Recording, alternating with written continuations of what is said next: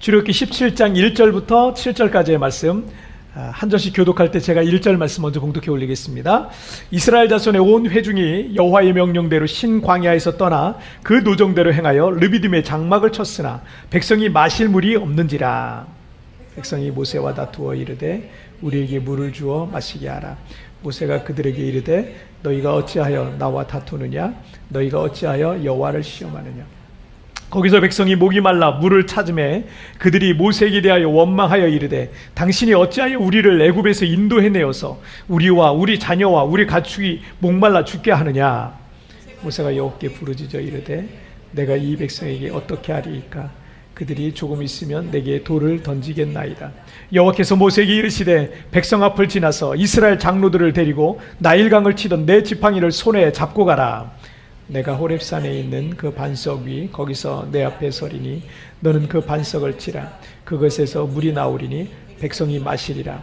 모세가 이스라엘 장로들의 목전에서 그대로 행하니라. 다 같이요. 그가 그곳 이름을 마사 또는 무리바라 불렀으니 이는 이스라엘 자손이 다투었으며 또는 그들이 여호와를 시험하여 이르기를 여호와께서 우리 중에 계신가 안 계신가 하였음이더라. 아멘. 자, 오늘 말씀의 제목 우리 함께 읽겠습니다. 시작. 주저하다가 망한다. 다시 한번 시작. 주저하다가 망한다. 최근 그 수년 사이에 메드 인 재팬의 몰락이라는 어떤 그 말을 우리가 좀 심심치 않게 듣고 있는 것 같습니다. 그런데 과거 70년대부터 이 약 30년에서 40년 동안 이 자동차를 비롯해서 가전산업, 제조업 분야, 이 가전산업은요, 일본의 고도 성장을 이루었고, 일본을 선진국으로 만든 산업이었습니다. 1979년에 하버드 대학 에즐라 보겔 교수는 재팬 에즈 넘버 원, 세계 제일 일본이란 책을 이미 1979년에 이 책을 썼어요. 그리고 일본 경제가 미국 경제를 추월할 것까지 전망하기까지 했습니다. 그도 그럴 것이 전 세계 가전제품과 반도체 점유율이요, 약 정말 30-40년 동안 70%에서 80%가 다 메드 인 재팬이었어요. 그래서 이제 이 20년 전에 한 외국에 어디 나가서 호텔이라든지 이런 데 가잖아요. 그럼 다 메드 인 재팬이에요. 소니라든지 샤프라든지 여러 가지 그런 일본 제품들이 있잖아요. 그런 것들이 다 그냥 모든 가전제품은 그걸 다 썼던 거예요. 지금은 좀 상황이 좀 달라졌죠. 지금은 이 자동차와 카메라 제품을 제외하고는요, 가전이라든지 컴퓨터라든지 반도체 이런 것들은 다 모두 한국과 중국 등의 이 후발주자들에게 다 추월당하게 됩니다. 물론 이 세계 10위권의 경제 규모인 우리나라가 세계 3위의 경제 대국인 일본을 따라잡기에는 아직도 우리가 멀었지만, 여러분 경제 용어 중에 PPP 기준 1인당 GDP라는 게 있어요. 1인당 GDP라는 게 있는데, 이게 뭐냐면 국제적으로 이 개인의 어떤 실질 생활 수준을 비교하는 풍요로움의 지표라고 할 수 있는 겁니다. 그런데 이 2017년부터 3-4년 전이죠. 2017년부터 우리 국민의 1인당 GDP가 일본을 이미 추월한 상태예요. 그래서 일본 나고야 대학의 하라다 유타카 교수가 불과 얼마 전에요, 왜 일본은 한국보다 가난해졌는가라는 그런 기고문을 인터넷 잡지에 게재하면서 일본 열도가 완전히 들썩들썩했습니다. 난리가 났었어요. 자존심이 크게 이제 상처를 받은 거죠. 한국한테 추월을 당했다라고 하니까, 어떤 부분이든. 이 경제 전문가들은 이 세계 최강이었던 일본 제조업의 몰락은 번영했던 이 과거에 젖어서 시대의 흐름과 변화에 주저하다가 결국 일본은 몰락해 가고 있다라고 진단하고 있습니다. 한때 세계를 휩쓸었던 일본의 가전, 그리고 반도체, 그리고 컴퓨터, 심지어 카메라 기업들은요, 다른 나라로 지금 하나씩 넘어가고 있습니다. 지금도 이런 몰락의 흐름은 지금도 계속 이어지고 있어서 지금 일본은 굉장히 불안한 상황 속에 있다고 합니다. 흔히들 일본의 이런 상황을 일본의 잃어버린 30년이라고 말합니다. 그들이 시대의 변화에 주저하다가 까먹은 시간이에요. 시대는 바뀌어가는데, 세상은 바뀌어가는데 옛날 거에 그만 있는 거예요. 그러다가 주저하다가 시간을 까먹었어요. 주저하다는 말은 선뜻 결정하여 행동하지 못하고 망설이다 라는 뜻을 갖고 있습니다. 신앙생활도, 교회도 뭐 다닐까 말까, 예수를 믿을까 말까, 열심히 봉사를 할까 말까, 여러분 그렇게 주저하다가 여러분의 귀한 시간과 귀한 인생을 낭비하는 경우가 있어요. 세부에 오시는 분들도 여러 가지 목적들이 있지만 선뜻 결정하지 못하고 주저하다가, 여러분 세부 오셔서 여기 좀 살아보려고 오시는 분들이 있거든요. 그런데 그 마음이 주저주저해요. 뭔가 선뜻 결정하지 못해요. 그러다가 1, 2년을요 시간을 그냥 훅 보내는 경우가 굉장히 많습니다. 시간 낭비하고 물질 낭비하고 감정 낭비만 하다가 제대로 이 땅에 정착도 해보지도 못하고 그냥 철수하시는 분들도 상당수 있어요. 하지만 세부 오시자마자 교회 등록부터 하시고, 그리고 교회 등록하고, 그리고 교회 일에도 적극적으로 나가시고, 열심히 봉사하시고, 성도들과 적극적으로 교제하시고, 그렇게 열심히 적응해 나가시는 분들은요 믿음도 잘 성장하시더라고요. 한국에서 믿음이 없으셨대요. 그런데 여기 오셔서 그분이 그냥 믿음이 그냥 쑥쑥쑥, 왜냐면 여기에서 뭐 이게 믿을 게 별로 없잖아요. 그러니까 교회 나오셔서 열심히 믿음 생활 이제 시작을 해본 거예요. 그러다 믿음이 그냥 쑥쑥쑥 성장하시고요. 그리고 아이들도 정착 잘하고, 그리고 우리 성도님도 정착 잘해 나가시는 모습을 제가 참 많이 봤습니다. 여러분 그런 말이 있어요. 인생의 방향은 예수님을 만나면 끝나고 신앙의 방향은 좋은 교회를 만나면 끝난다. 여러분 너무 좋죠? 너무 좋은 말이죠. 한번 여러분 같이 읽어볼까요? 시작. 인생의 방향은 예수님을 만나면 끝나고 신앙의 방향은 좋은 교회를 만나면 끝난다. 지난 1년 6개월 동안 이 코로나 팬데믹 시대를 우리가 살아오면서 시간이 얼마나 빨리 지나는지 몰라요. 시간이 너무 빨라요. 세월을 아끼라 때가 악하니라 라는 말씀처럼 여러분 우리에게 주어진 이 시간들, 이게 굉장히 빠릅니다. 여러분 이거 낭비하지 마시고요. 인생의 방향도 끝내고 신앙의 방향도 끝내고 하나님께서 기뻐하시는 믿음의 인생을 살아가시기를 축복합니다. 이 신가나안 세대 8번째 시간에 우리에게 주시는 교훈들을 통해서 오늘 우리가 함께 은혜 받기를 원합니다. 첫 번째 주제 함께 보시겠습니다. 함께 읽겠습니다. 시작. 간증의 기회를 잡으라. 다시 한번 시작. 간증의 기회를 잡으라. 이 출애굽한 이스라엘 백성들의 이 가나안 땅을 향한 광야 여정이 지금 계속되고 있는 중이에요.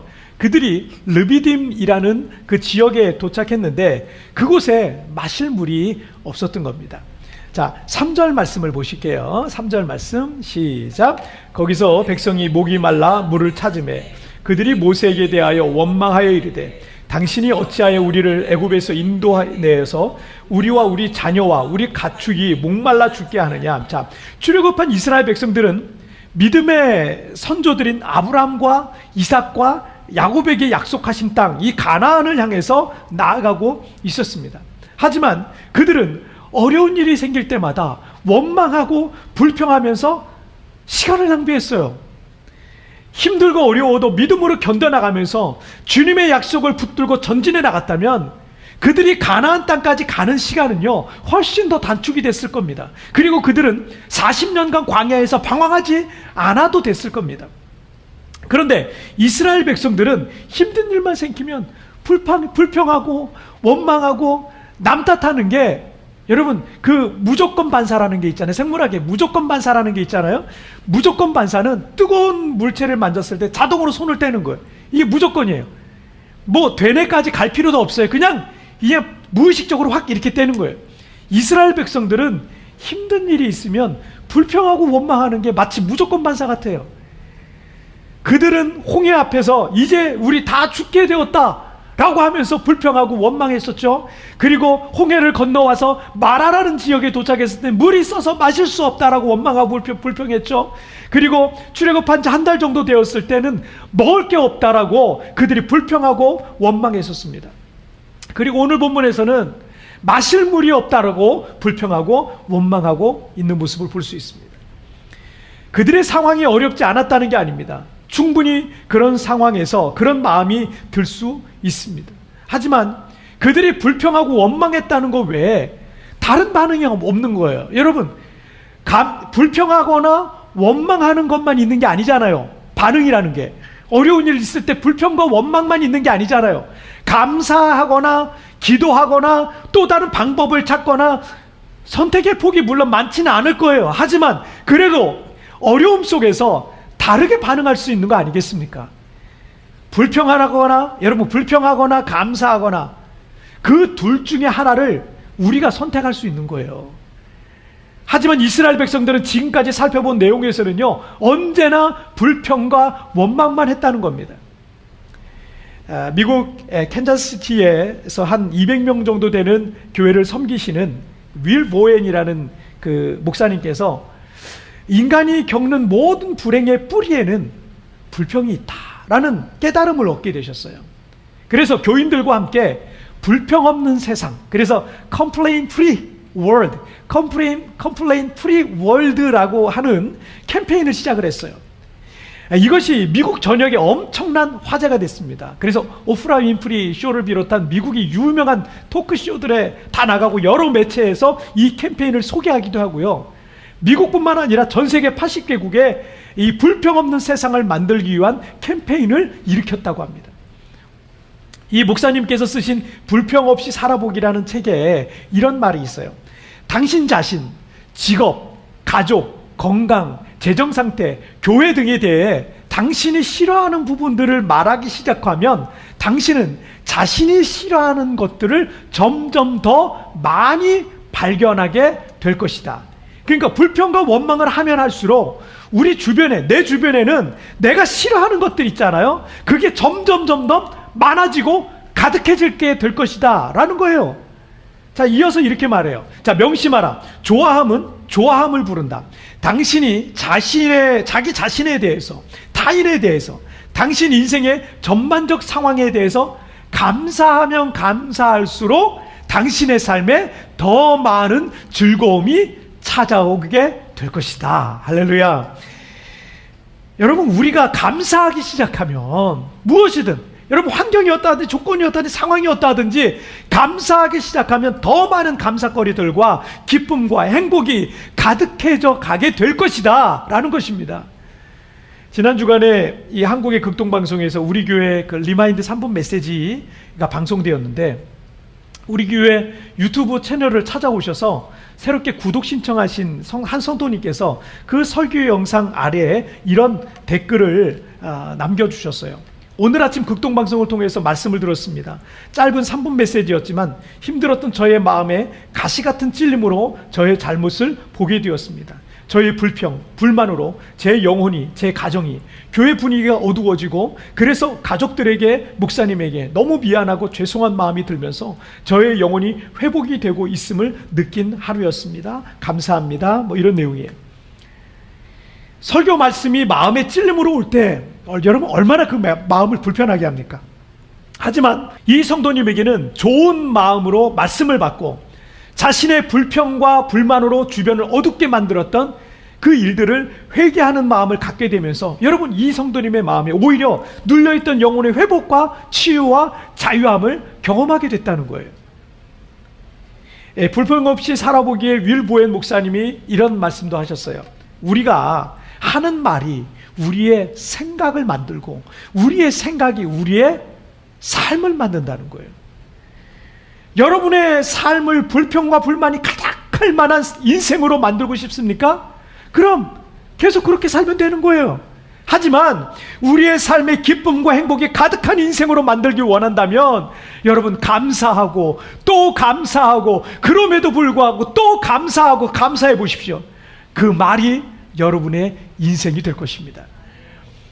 홍해에서 마라의 쓴물 앞에서 먹을 것이 없었던 신광야에서, 그리고 마실 물이 없었던 오늘 본문의 르비딤에서 이스라엘 백성들은 항상 불평과 원망을 쏟아놨어요. 하지만 하나님의 사람 모세에게 그 장소들은 새로운 하나님의 기적을 맛보게 된 간증의 장소가 되었다는 거예요. 이스라엘 사람들에겐 그 장소들이 불평과 원망을 했던 부끄러움의 장소일지 모르지만 모세는 그런 위기와 시련과 고난을 간증거리로 만들었다는 겁니다. 그런 위기 때마다 모세는 하나님을 만나는 영광의 시간을 갖게 된 거예요. 할렐루야. 왜 우리의 삶에 어려움이 없겠습니까? 모든 것이 내 뜻대로 된다면 얼마나 좋겠습니까? 하지만 우리의 인생에는 예기치 않았던 일들과 시간과 시련과 고난이 올 수도 있어요. 하지만 그런 어려운 일들이 왔을 때 어떤 사람들은 이 시련과 고난과 위기를요, 오히려 간증거리로 만들고 있다는 거예요. 여러분 앞에 어떤 어려움이 왔다면 그것은 나에게 새로운 간증거리가 생길 기회가 온 것입니다. 불평하거나 원망하거나 아니면 그럼에도 불구하고 감사하거나 어떤 반응을 하든 그것은 우리의 삶이 될 것이고 우리의 인생이 될 것이고 우리의 내일이 될 것이고 우리의 미래가 될 것입니다. 고난과 위기를 도리어 간증거리로 만드시기를 주님의 이름으로 축복합니다. 자, 우리 두 번째 주제 보실게요. 시작. 시험하지 말고 믿으라. 다시 한번 시작. 시험하지 말고 믿으라. 자, 이스라엘 백성들은 어려운 일이 있을 때마다 모세를 원망했어요. 자, 2절 말씀을 한번 보시죠. 시작. 백성이 모세와 다투어 이르되 우리에게 물을 주어 마시게 하라. 모세가 그들에게 이르되 너희가 어찌하여 나와 다투느냐? 너희가 어찌하여 여호와를 시험하느냐? 자, 그런데 모세는 너희가 어찌하여 나와 다투느냐? 너희가 어찌하여 여호와를 시험하느냐? 라고 말하고 있습니다. 그러니까 모세는 그들의 원망과 불평은 결국 그들이 여호와를 시험한다는 거예요.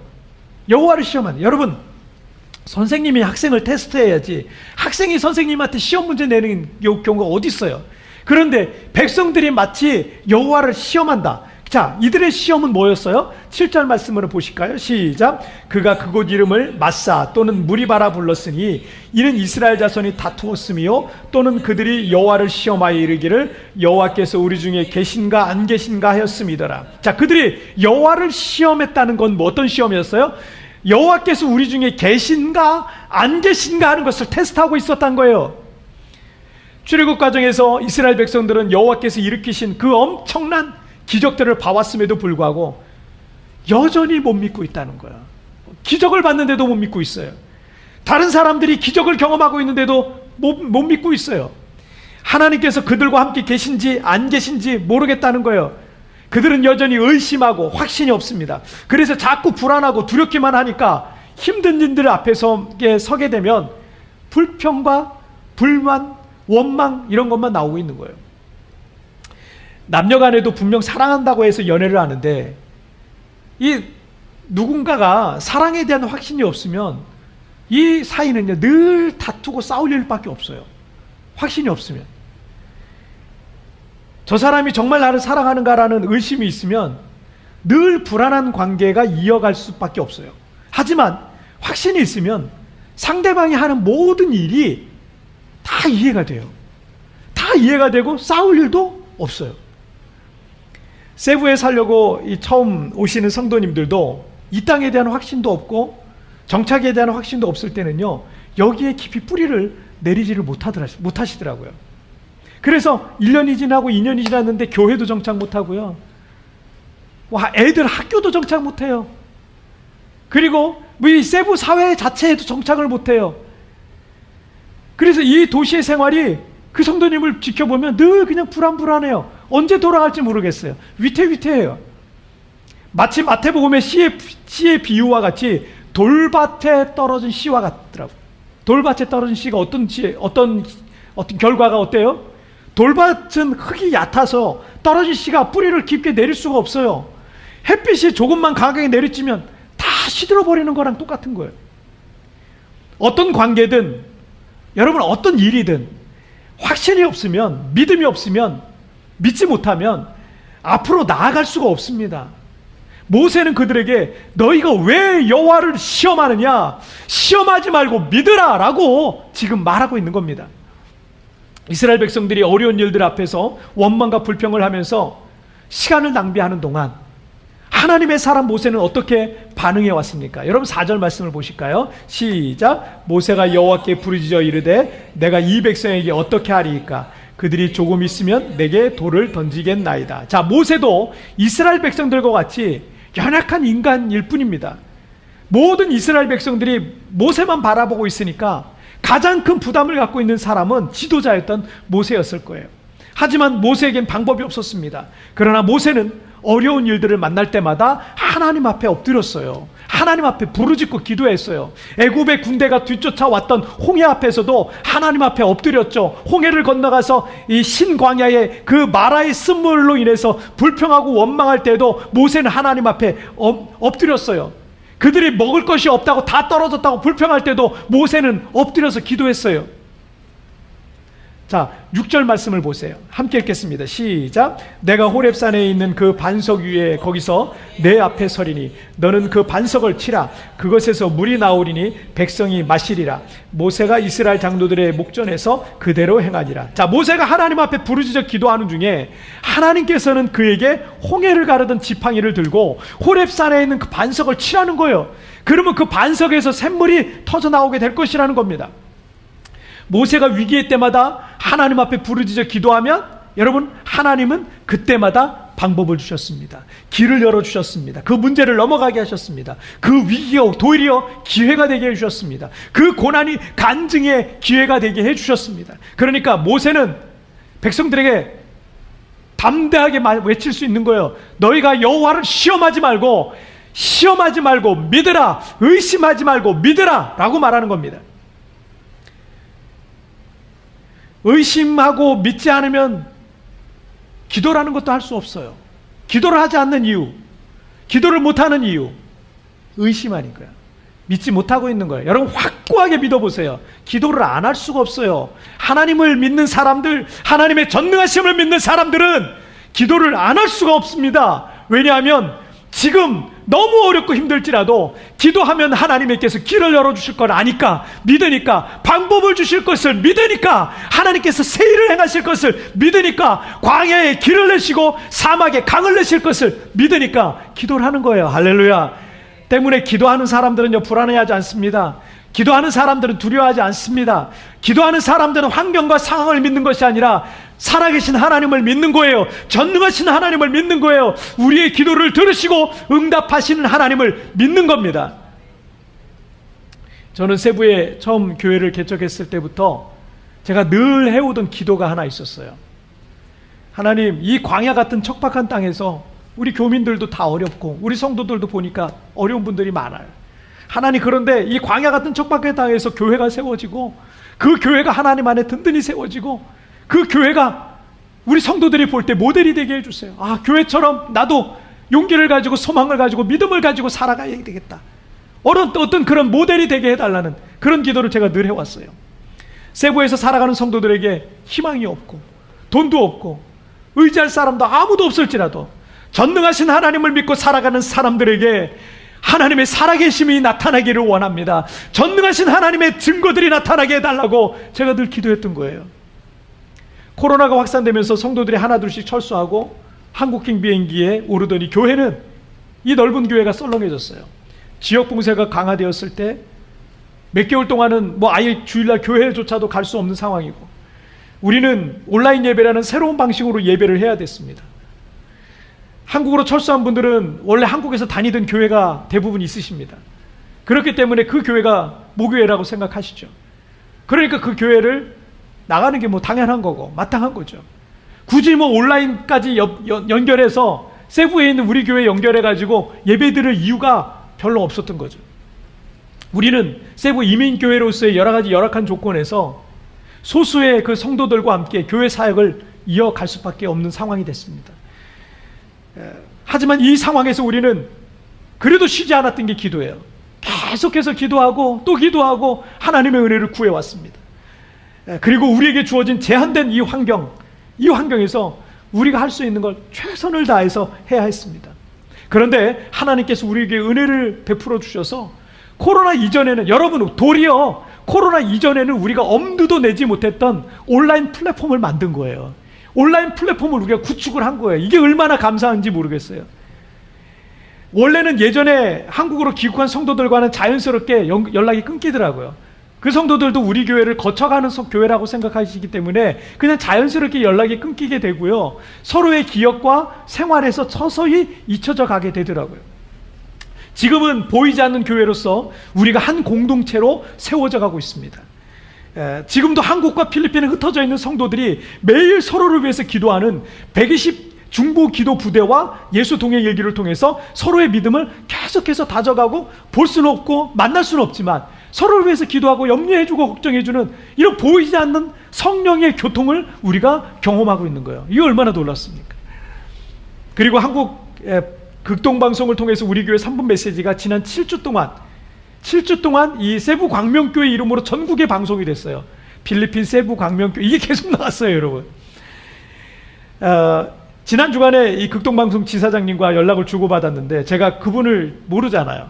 그분도 저를 모르고 저도 그분을 몰라요. 모르는데 갑자기 연락이 와서 연결이 된 거예요. 그런데 그분께서 방송을 준비하면서 이러셨대요.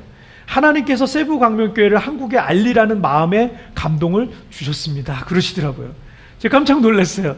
아니, 저를 한 번도 본 적도 만난 적도 없는 분이 어떻게 그런 성령께서 그런 감동을 주신 거예요. 이 필리핀 세부에서 열심히 지금 하고 있는 저 세부 광명교회를 한국에 알리라, 이 마음에 감동을 주셨다는 거예요. 2년 전에, 여러분 3년 전에, 4년 전에 여기서 어학연수를 하시거나 거주하던 성도들이 라디오 방송을, 극동방송 틀어놓고 라디오 방송 듣고, 다른 교회 다니시죠? 라디오 방송 들으시다가 세부 광명교회, 그러니까 갑자기 이분들이 귀가 확 열렸어요. 그래가지고 이분들이 연락을 주셨어요. 2년 전, 3년 전, 4년 전 막 여기 다니셨다 그러더라고요. 잠깐 어학연수 하셨던 분도 계시고요. 떠났던 분들과 다시 보이지 않는 끈으로 여러분 연결이 되는 거예요.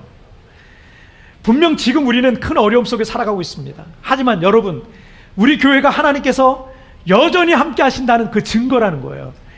그러므로 절대로 여러분 포기하지 마세요. 그리고 두려워하지도 마십시오. 전능하신 하나님, 살아계신 하나님을 신뢰하시길 바랍니다. 하나님께서 반드시 응답하실 것이고 방법을 주시고 길을 열어주실 것입니다. 믿지 못하고 의심하여 주저주저 하다가 광야에서 망한 출애굽 1세대의 길을 따르지 마시고 어떤 상황과 환경 속에서도 믿음으로 기도하면서 구름 기둥과 하나님의 구름 기둥과 불 기둥을 따라서 축복의 가나안을 향해 나아가시는 믿음의 성도님들 되시기를 주님의 이름으로 축복합니다. 자, 오늘 말씀 정리해 볼게요. 2가지 말씀 나눴죠. 함께 읽겠습니다. 시작. 간증의 기회를 잡으라. 시험하지 말고 믿으라. 다시 한번 시작.